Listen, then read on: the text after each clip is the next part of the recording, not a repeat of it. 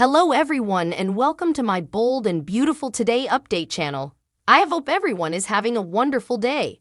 Before we begin, please hit the subscribe button and give this video a thumbs up. Luna shares a peek into her particular life, and Eric's health takes a turn for the worse. Wednesday, October 4, 2023 moment on The Bold and the Beautiful. Donna admits she's spooked after the Croker's visit. Luna opens up to RJ and Eric's condition worsens. At the Forrester manse, Eric thanks Dr. Colby for his discretion and meeting them there at the house. Eric wants to know what's going on. What's passing with me, doctor, at Forrester? Brooke gops, wow, as Ridge has a model show off one of his gowns. Ridge tells Brooke how important she inspires him, and they kiss. Thorsten K. Taylor Hale Ridge Model B&B in the design office. RJ searches for the burgundy fabric his granddad wants and Luna finds it. She remarks on his fidelity to his forefather and assures him she won't tell anyone about the Temblars. RJ says, "I trust you."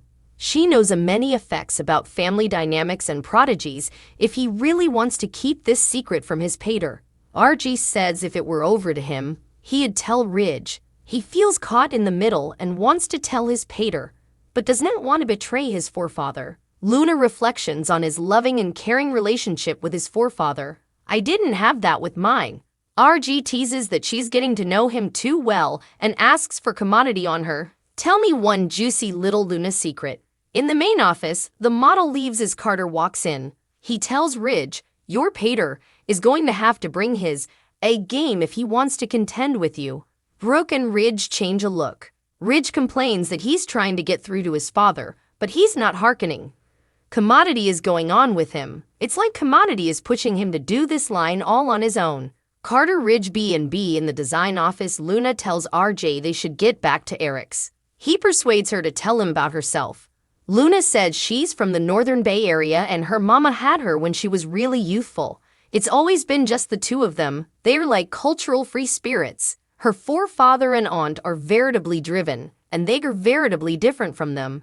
Her mama is sort of a hippie and her life was much more modest. They didn't have important, but her mama always made sure she knew she loved her. RJ finds this fascinating. At the manse, Dr. Colby says essential Temblars was an original possible opinion, and they were suitable to rule out some other propositions too. He states, cerebral vascular complaint and TIAs are our main focus. Donna gasps, "What?" She's surprised to learn that Eric knew about this. Eric complains to the Croker that the Temblars are getting worse. This morning he couldn't indeed hold a pen to subscribe a contract. Donna wants further tests run now, but Colby says his office will be in touch with further tests. Eric thanks him for coming and he leaves.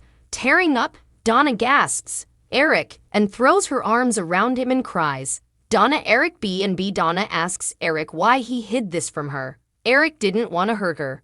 Donna's a big girl and can handle this, but not if she doesn't know what's going on with him. She tells him how much he means to her. She can help by loving him and holding him. You shouldn't have to suffer through this alone. Eric's sorry. Donna doesn't want in reason. She wants him to open up to her and realize she's his person. "We're going to fight this together. No more secrets, okay?"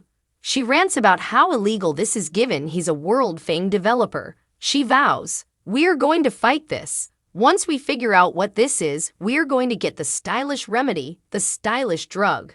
I wouldn't let my honey bear lose his gift. I wouldn't." Donna admits, "I am really getting spooked. Please, Eric, I really suppose it's time. It's time. Time to tell Ridge. Please." The whole family. Eric shakes his head. In the design office, Luna thanks RJ for being so drinking and letting her into the inner circle. "I suppose you were super special." She could tell that by seeing him online, but meeting him in person, Luna's induced that when his pater finds out why he kept the secret from him, he'll admire him presently. She concludes that he's special, kind, and veritably handsome. In the main office, Brooke wants Ridge to play hooky for the rest of the day. They could go to the sand or the gym, or she's got keys to a big empty house with a big empty bed. Ridge can't shake the concern he has for his pater. Why does he want to do a whole collection by himself? Why now? Brooke Ridge B&B at home. Donna tries to talk Eric into telling Ridge and the family. "Eric wants to do this alone. I want to do this my way. When he's finished with this competition, he's going to be the stylish developer. It'll prove it to Ridge formally and for all. Donna says he has nothing to prove. They should end the competition and tell everyone what he's going through. You were playing games. Eric snaps that it's not a game. This is going to be my finest collection, my final line. Donna warns if he does that, it could be his final line. Eric says that's all the more reason to do it. He warns Donna not to tell anyone. He started this company with his hands and he can take it back. Ridge will see who gets the most orders. There's only one master then, and it's me. It's Eric Forrester. Donna nods. Yeah. They embrace and she cries. Donna Eric clinch B&B in the main office. Ridge tells Brooke that he doesn't know what his pater needs from him, but he wants this competition. Perhaps I'll just have to beat him and that will be the end of it.